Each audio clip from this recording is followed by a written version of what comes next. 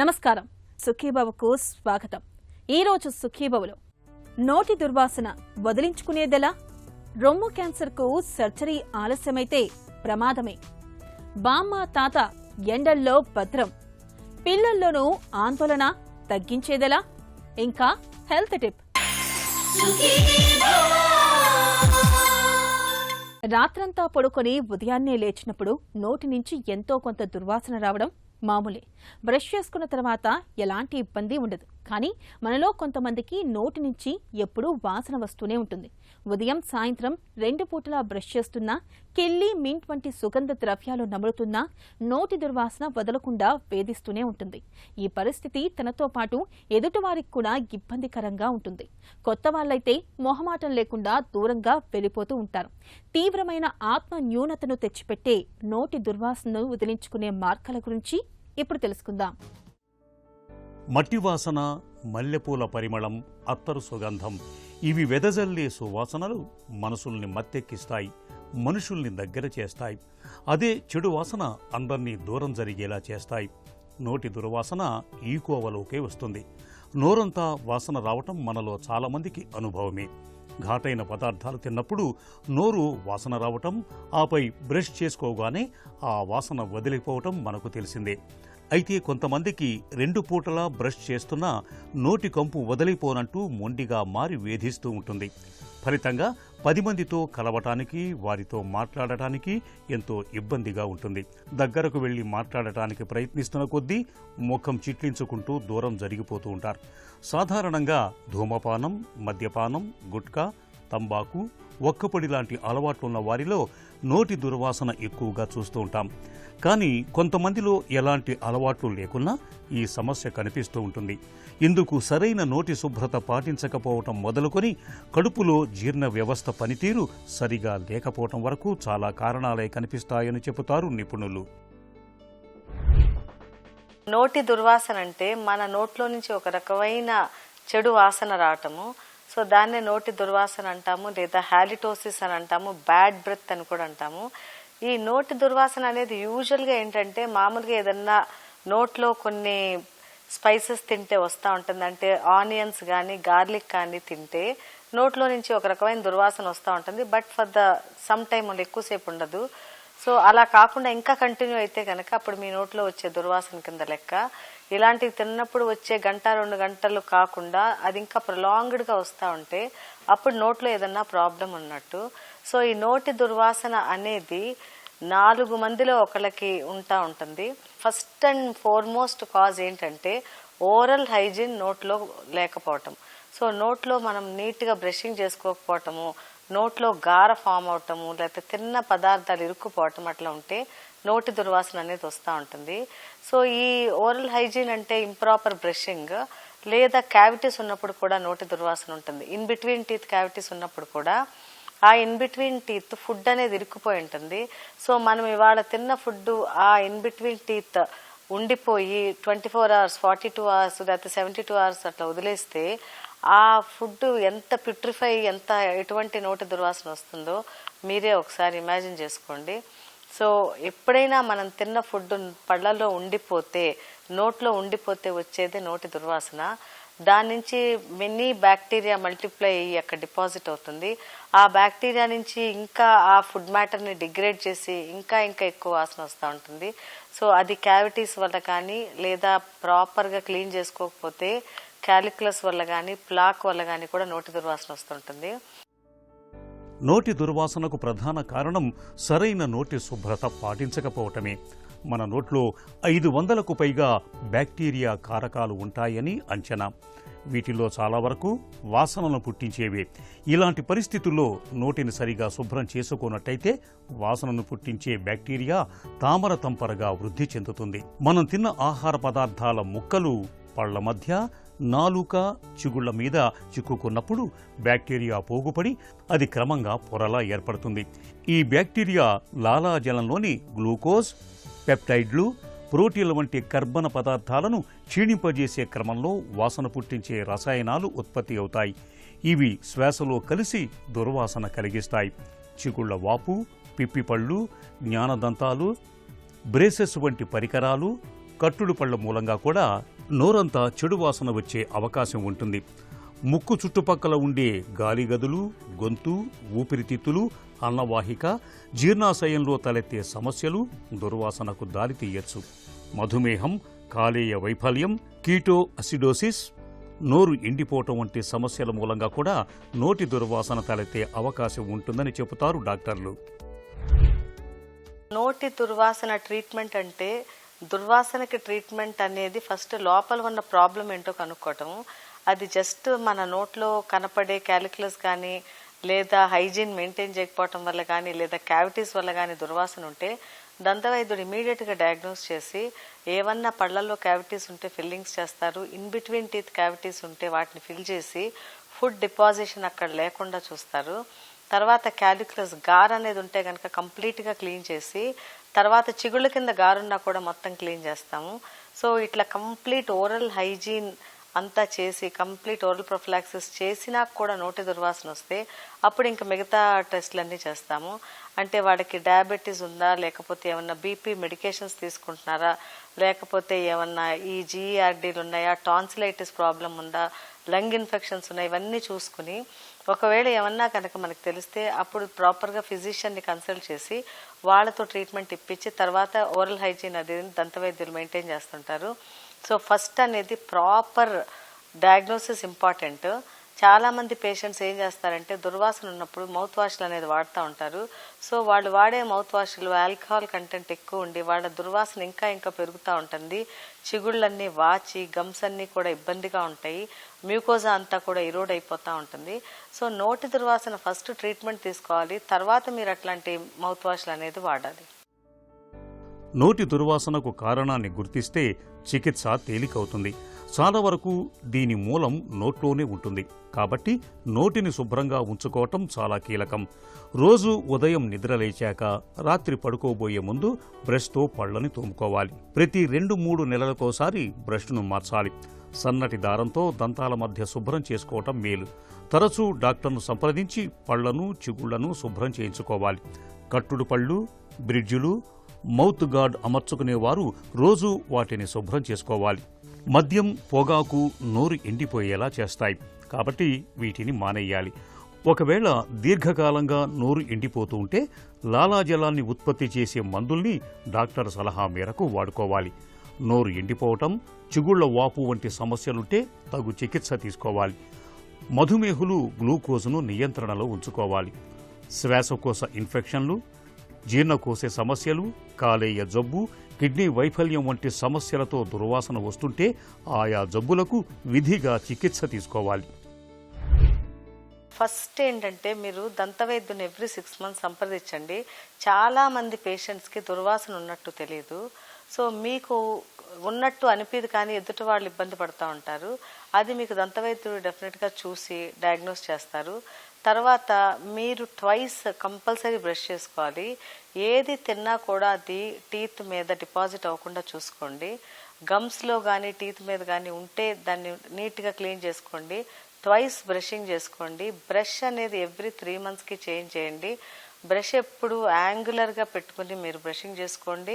Complete teeth అంతా brush చేసినాక tongue కూడా లోపల దాకా టంగ్ స్క్రేప్ చేయాలి. టంగ్ క్లీనర్ అనేది వాడాలి. ఈ 2 చేసినాక గమ్స్ మసాజ్ అనేది చేయాలి. ఈ గమ్ మసాజ్ అనేది మనం ఫింగర్తో పైన గమ్స్ కిందకి, కింద గమ్స్ పైకి మసాజ్ చేయాలి. ఈ 3 చేస్తేనే కంప్లీట్ క్లీనింగ్ అయినట్టు. చాలామంది మేము బ్రష్ చేసుకుని వచ్చేసాము అని చెప్తా ఉంటారు. బట్ బ్రషింగ్ ఒక్కటే కాదు, బ్రషింగ్తో పాటు టంగ్ క్లీనింగ్, తర్వాత గమ్ మసాజ్ ఇవన్నీ చేస్తేనే క్లీనింగ్ అయినట్టు. తర్వాత ఇన్ బిట్వీన్ టీత్ ఇరుక్కుంటున్నట్టుంటే ఫ్లాసింగ్ అనేది కంపల్సరీ చేయాలి. ఆ ఫ్లాసింగ్ అనేది చేస్తే పళ్ళ మధ్యలో ఇరుక్కున్నవన్నీ పోయి మీకు అక్కడ అది ప్యూట్రిఫై అయ్యే ఛాన్సెస్ తక్కువ ఉంటాయి. సో ఇవన్నీ మీరు క్రమం తప్పకుండా చేస్తే డెఫినెట్గా నోట్లో దుర్వాసన అనేది ఉండదు. తర్వాత మీరు దంతవైద్యుడిని సంప్రదించి మౌత్ వాష్లు, ఆల్కహాల్ ఫ్రీ మౌత్ వాష్లు వాడండి. ఆల్కహాల్ ఉన్న మౌత్ వాష్లు వాడకూడదు. తర్వాత షుగర్ ఫ్రీ చూయింగ్ గమ్స్ దొరుకుతాయి. ఆ షుగర్ ఫ్రీ చూయింగ్ గమ్స్ మీ డాక్టర్ ప్రిస్క్రైబ్ చేయించుకుని అవి వాడండి. సో ఇన్ బిట్వీన్ మీల్స్ కనుక మీరు ఆ షుగర్ ఫ్రీ చూయింగ్ గమ్స్ చూ చేస్తుంటే సలైవేషన్ అనేది వచ్చి మీ నోట్లో ఏమన్నా బ్యాక్టీరియల్ డిపాజిట్స్ ఉంటాయి, ఫ్లష్ అవుట్ అయిపోతూ ఉంటాయి. కాబట్టి ఇవన్నీ మీరు చేస్తే మీ నోరు ఎప్పుడూ ఫ్రెష్గా ఉంటుంది.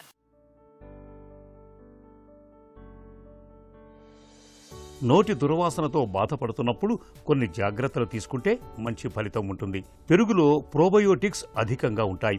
నిత్యం పెరుగును తీసుకోవటం వల్ల నోటి దుర్వాసన క్రమంగా తగ్గే అవకాశం ఉంటుంది. అలాగే గ్రీన్ టీ తాగటం వల్ల కూడా మంచి ఫలితం ఉంటుంది. గ్రీన్ టీలో ఉండే యాంటీ ఆక్సిడెంట్లు నోటిలోని క్రిములను నాశనం చేసి దుర్వాసన తగ్గేలా చేస్తాయి. రోజువారీ ఆహారంలో క్యాప్సికం, బ్రొకోలీలను తరచుగా తీసుకోవటం మేలు. వీటిలో ఉండే విటమిన్ సి క్రిములను చంపేస్తుంది. దీంతో నోరు దుర్వాసన రాకుండా ఉంటుంది. విటమిన్ సి ఎక్కువగా లభించే నారింజ, కివి, స్ట్రాబెర్రీ, పైనాపిల్ వంటి పండ్లు నోటి దుర్వాసనను తగ్గించటంలో తోడ్పడతాయి. నిమ్మజాతి పండ్లను తీసుకోవటం వల్ల చిగుళ్ళు, దంతాలు కూడా దృఢంగా మారతాయి. భోజనం చేశాక 1-2 లవంగాలను నోట్లో వేసుకుని చప్పరించటం, సోంపు తినటం, 1-2 పుదీనా లేదా తులసి ఆకులను అలాగే పచ్చిగా నమలటం వల్ల కూడా నోటి దుర్వాసన తగ్గే అవకాశం ఉంటుంది. ఎన్ని జాగ్రత్తలు తీసుకున్నా నోటి దుర్వాసన తగ్గనప్పుడు ఆలస్యం చేయకుండా డాక్టర్ల పర్యవేక్షణలో చికిత్స తీసుకోవాలి. హెల్త్ న్యూస్ మీకోసం. జబ్బు నిర్ధారణ అయ్యాక కొన్ని రకాల రొమ్ము క్యాన్సర్లకు సర్జరీ చేయడం 42 రోజుల కన్నా ఎక్కువ ఆలస్యమైతే మరణించే ముప్పు పెరుగుతున్నట్లు ఒక తాజా అధ్యయనంలో బయటపడింది. సాధారణంగా hormone receptor positive HER2 negative రకం రొమ్ము క్యాన్సర్లకు ముందుగా సర్జరీ చేస్తూ ఉంటారు. వీటికి సర్జరీని వాయిదా వెయ్యొద్దని, ఆలస్యమైన కొద్దీ క్యాన్సర్తో మరణించే ముప్పు పెరుగుతుందని University of Oklahoma College of మెడిసిన్కు చెందిన పరిశోధకులు గుర్తించారు. ఈ ముప్పు 42 రోజుల నుంచి మొదలవుతూ ఉండగా 60 రోజులు గడిచేసరికి 21%, 90 రోజులకు 79%, 120 రోజులకు 183% వరకు ఎగబాకుతూ ఉండడం గమనార్హం. ఇది చాలా ముఖ్యమైన విషయమని పరిశోధకులు తెలిపారు. ఎందుకంటే 42 రోజులు చాలా త్వరగా గడిచిపోతాయి. కొన్నిసార్లు క్యాన్సర్ నిర్ధారణ అయ్యాక ఆపరేషన్ ముందు ప్రక్రియకు చాలా రోజులు పట్టొచ్చు. బాధ్యతల పేరుతో క్యాన్సర్ బాధితులు సర్జరీ తేదీని వాయిదా వేయొచ్చు. కొందరు మరో డాక్టర్ సలహా తీసుకోవడానికి సమయం తీసుకోవచ్చు. ఒకవేళ సర్జరీ అనంతరం కీమోథెరపీ అవసరమైతే సంతానాన్ని కనే వయసులో ఉన్నవారు అండాలను భద్రపరుచుకోవాలని అనుకోవచ్చు. అయితే ఇలాంటి క్యాన్సర్లకు వీలైనంత త్వరగా సర్జరీ చేయడమే మంచిదని తాజా అధ్యయనం సూచిస్తుంది. ఇంతకీ ఇలాంటి రకం క్యాన్సర్లకు చికిత్స ఆలస్యమైతే మరణించే ముప్పు ఎందుకు పెరుగుతుంది? అప్పటికే లోపలికి చొచ్చుకెళ్లిన క్యాన్సర్ల మాదిరిగా కాకుండా ఇవి నెమ్మదిగా వృద్ధి చెందడం, మార్పు చెందడానికి మరింత ఎక్కువ అవకాశం ఉండడం ఒక కారణం కావచ్చని పరిశోధకులు భావిస్తున్నారు.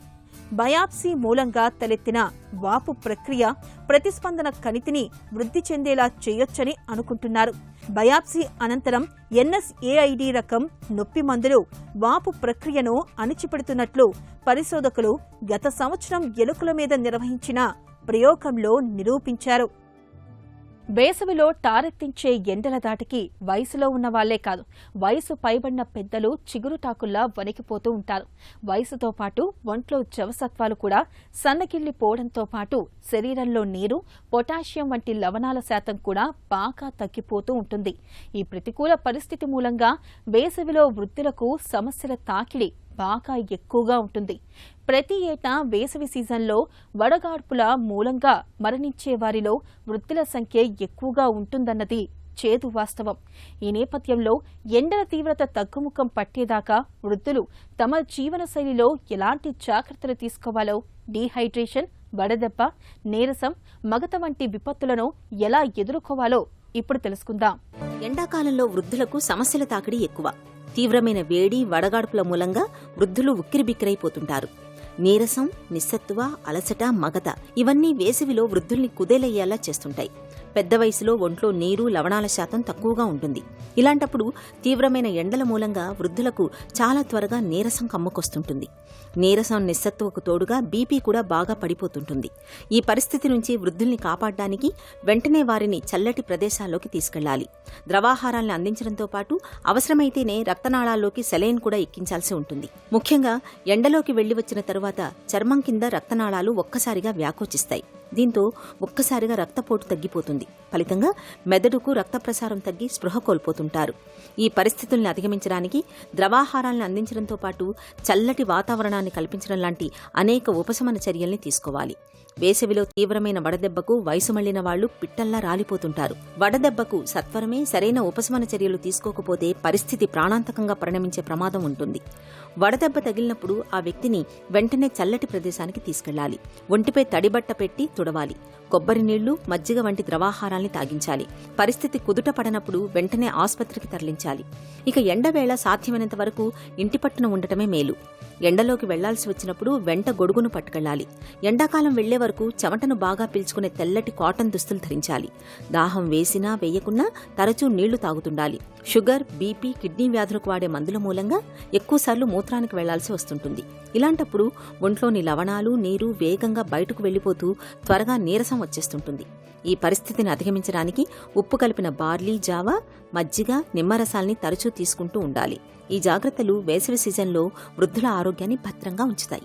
ఆందోళన లేని ఆధునిక జీవితాన్ని మనం ఊహించుకోలేం. పొద్దున లేచిన దగ్గర నుంచి రాత్రి పడుకునేదాకా నిత్యం ఎంతో కొంత ఆందోళన అన్నది మనం అనుభవిస్తూనే ఉంటాం. చదువులు, ఉద్యోగాలు, వ్యాపారాలు, ఆర్థిక లావాదేవీలు, ఈ వ్యవహారాలన్నిట్లోనూ మనం ఆందోళన చెందుతూ ఉంటాం. అయితే ఈ ఆందోళన అన్నది ఇవాళ పెద్దల్లోనే కాదు, పిల్లలకు సమస్యగా మారుతుంది. చదువులు, పరీక్షలు, మార్కుల ఒత్తిళ్లు ఇవన్నీ పిల్లల్లో ఆందోళన పాలనను పెంచుతున్నాయి. అయితే ఈ ఆందోళన అన్నది పరిమితంగా ఉంటే మంచిదే, కానీ శృతి మించితే మాత్రం పిల్లల మానసిక ఆరోగ్యం దెబ్బతింటుందని చెబుతారు నిపుణులు. పిల్లల్లో ఆందోళనను తెచ్చిపెట్టే కారణాలు, వాటిని అధిగమించే మార్గాల గురించి డాక్టర్ని అడిగి ఇప్పుడు తెలుసుకుందాం. పెద్దల్లో మాత్రమే పిల్లలకు ఆందోళన అనేది ఉంటుందా? పెద్దల్లో లానే పిల్లల్లో కూడా మనకి యాంగ్జైటీ అనేది చాలా కామన్ అండి. మనం చాలా ఇగ్నోర్ చేస్తాము, పిల్లల్లో ఏముంటుంది యాంగ్జైటీనా అనుకుంటాం, కానీ పిల్లల్లో కూడా చాలా కామన్గా మనం యాంగ్జైటీ లేదా ఆందోళన అనేది చూడొచ్చు. పిల్లల్లో ఆందోళనకు కారణాలేంటి?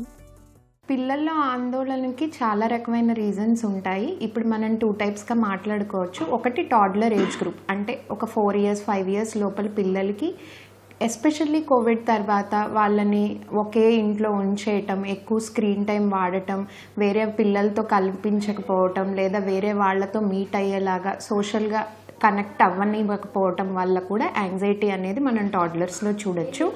అదే కనుక మనము అడాలసెంట్ లేదా పెద్ద పిల్లల్లో, స్కూల్ గోయింగ్ పిల్లలు, అడాలసెంట్ పిల్లల్లో మనం చూస్తే కనుక హెరిడిటరీ ప్రాబ్లం ఒకటి, ఇంట్లో ఎవరికైనా యాంగ్జైటీ ఉన్నా రావచ్చు, లేదా జన్యుపరమైన లోపం ఉండటం వల్ల రావచ్చు. ఇంకా చెప్పుకుంటే కనుక స్ట్రెస్ఫుల్ ఎన్విరాన్మెంట్, స్కూల్లో కానీ లేదా ఇంట్లో కానీ. స్కూల్లో బుల్లింగ్ అంటే ఎవరైనా తన ఫిజికల్ ఇమేజ్ మీద కమెంట్స్ చేసినా కూడా యాంగ్జైటీ ఫీల్ అవ్వచ్చు పిల్లలు. స్కూల్ ప్రెషర్, వర్క్ ప్రెషర్ లేదా స్టడీ ప్రెషర్ వల్ల కూడా యాంగ్జైటీ ఫీల్ అవ్వచ్చు. తర్వాత ఇంట్లో పేరెంట్స్ మధ్య సమస్యలు ఉన్నా, ఇంట్లో ఫైనాన్షియల్ స్ట్రెస్ ప్రాబ్లమ్స్ ఉన్నా కూడా, ఇలాంటి ఒక స్ట్రెస్ఫుల్ ఎన్విరాన్మెంట్లో కిడ్స్ ఉన్నా కూడా అక్కడ కూడా ఆందోళన అనేది మనం చూడొచ్చు. పిల్లల్లో ఆందోళనను ఎప్పుడు పట్టించుకోవాలి? పిల్లల్లో యాంగ్జైటీ అనేది పట్టించుకోవటం చాలా అవసరం. ఎందుకంటే పిల్లల్లో మనం కనుక దాన్ని పట్టించుకోకపోతే పెద్దయిన తర్వాత అది డిప్రెషన్లోకి ల్యాండప్ అయ్యే అవకాశాలు చాలా ఎక్కువ ఉన్నాయి. అయితే యాంగ్జైటీ అని వాళ్ళు వచ్చి చెప్పలేరు కాబట్టి మనం ఎలాంటి సిమ్టమ్స్ అబ్జర్వ్ చేయొచ్చు అంటే, వాళ్ళు సోషల్గా ఐసోలేట్ అయిపోవటం, అంటే నలుగురితో కలవాలనిపించకపోవటం, వాళ్ళలో వాళ్ళే కూర్చొని ఏడవటం, లేదా రాత్రిపూట నిద్ర సరిగ్గా పోవటం, నిద్ర మధ్యలో లెగిసి ఏడవటం. ఎడ్యుకేషనల్గా చూసుకుంటే కనుక వాళ్ళ ఎడ్యుకేషనల్ పర్ఫార్మెన్స్ రీసెంట్గా దెబ్బతినటం, ఫ్రెండ్స్ తగ్గిపోవటం, ఎక్కువ మాట్లాడకపోవటం ఇట్లాంటివి. లేదా ఇంకా కామన్గా చూసేవి ఏంటంటే తలనొప్పి, పొట్ట నొప్పి, ఒళ్ళు నొప్పులు. ఒక ఆర్గానిక్ కాజ్ అంటే పర్టికులర్ రీజన్ లేకపోయినా ఇట్లాంటి ఒక సిమ్టమ్స్ పర్సిస్టెంట్గా చెప్తున్నా కూడా మనం యాంగ్జైటీ అనేది సస్పెక్ట్ చేయొచ్చు వాళ్ళల్లో. పిల్లల్లో ఆందోళనను తగ్గించడానికి ఏం చేయాలి? ఫస్ట్ ఆఫ్ ఆల్ మనం పిల్లలతో మాట్లాడటం అనేది స్టార్ట్ చేయాలండి. వాళ్ళతో ఫ్రెండ్లీగా ఉండి ఒక కనెక్షన్ అనేది మనం క్రియేట్ చేసుకోవడానికి ట్రై చేస్తే కనుక మనకి particular reason behind this anxiety అనేది తెలుస్తుంది. ఆ రీజన్ అనేది ఫైండ్ అవుట్ చేసి అది స్కూల్లోనా లేకపోతే ఇంట్లోనా లేకపోతే ఫైనాన్షియల్ స్ట్రెస్ వల్ల లేకపోతే సోషల్గా మనం అందరినీ కలవకపోవటం వల్ల అనేది ఐడెంటిఫై చేసుకొని దానిని ఏమన్నా నివారించడానికి ట్రై చేయటం ఒకటి. ఇంకొకటి ఒక రొటీన్ సెటప్ అనేది చేసుకొని వాళ్ళకి మెడిటేషన్, ఒక లైఫ్లో ప్రాబ్లం వచ్చినప్పుడు గెట్ ఆన్ అయ్యడానికి సొల్యూషన్ లాగా ఉండటానికి ఒక స్పోర్ట్ యాక్టివిటీ అనేది ఇంట్రడ్యూస్ చేయటం, మెడిటేషన్ అనేది అలవాటు చేయటం రొటీన్లో, ఇలాంటి చిన్న చిన్న చేంజెస్ చేసుకున్నా కూడా మనం యాంగ్జైటీ అనేది అవాయిడ్ చేయొచ్చు చిల్డ్రన్లో. పిల్లల్లో ఆందోళనకు వైద్య సహాయం ఎప్పుడు అవసరం? ఎప్పుడైతే వాళ్ళ రొటీన్ యాక్టివిటీస్ కనుక డిస్టర్బ్ అవుతున్నాయి, స్కూల్కి వెళ్ళటం, పర్ఫార్మెన్స్ అగెయిన్ ఎడ్యుకేషనల్ వైజ్ వాళ్ళు తక్కువ అవ్వటం, లేదా డిఫరెంట్ సెట్టింగ్స్లో వాళ్ళు కోపప్ అవ్వలేకపోవటం, ఇట్లాంటివి ఉన్నప్పుడు, లేదా ఎక్కువ స్కూల్ యాబ్సెంటిజం, స్కూల్కి వెళ్ళకూడదు, నాకు ఈ నొప్పులు ఎక్కువ వస్తున్నాయి, ఇట్లాంటివి రిపీటెడ్గా చెప్తున్నప్పుడు మనం డెఫినెట్గా దాన్ని పట్టించుకోవాలి, ప్రొఫెషనల్ హెల్ప్ అనేది తీసుకోవాలి. దీనికి 2 kinds ఉన్నాయండి. ఒకటి మెడికేషన్ అండ్ థెరపీ. మెడికేషన్తో పాటుగా మనం కాగ్నిటివ్ బిహేవియరల్ థెరపీ అనేది కనుక మనం ఇంట్రడ్యూస్ చేస్తే చిల్డ్రన్లో వాటితో గెట్ ఆన్ అవటం ఈజీగా ఉంటుంది. చిన్న వయసులో ఆందోళన అనేది పిల్లల చదువును, వారి మానసిక ఎదుగుదలను చాలా తీవ్రంగా ప్రభావితం చేస్తుంది. ఒక్కోసారి డిప్రెషన్లోకి జారిపోయేలా చేస్తుంది. ఈ నేపథ్యంలో పిల్లల్లో ఆందోళనను తల్లిదండ్రులు త్వరగా గుర్తించి పరిష్కారాలను కనుగొనడం చాలా అవసరం. ఆందోళన తీవ్రంగా ఉన్నప్పుడు మానసిక వైద్య నిపుణుల్ని సంప్రదించి తగిన చికిత్స ఇప్పించడం చాలా అవసరం. ఇక ఈ రోజు కార్యక్రమాన్ని ముగించే ముందు ఒక చిన్న చిట్కా మీకోసం. వేసవిలో చర్మం పేలకుండా ఉండడానికి స్నానం చేసిన తర్వాత మంచి గంధాన్ని అరగతీసుకొని చేతులకి, వీపుకి, మెడ చుట్టూ, నడుం చుట్టూ రాసుకోండి. మంచి ఫలితం ఉంటుంది.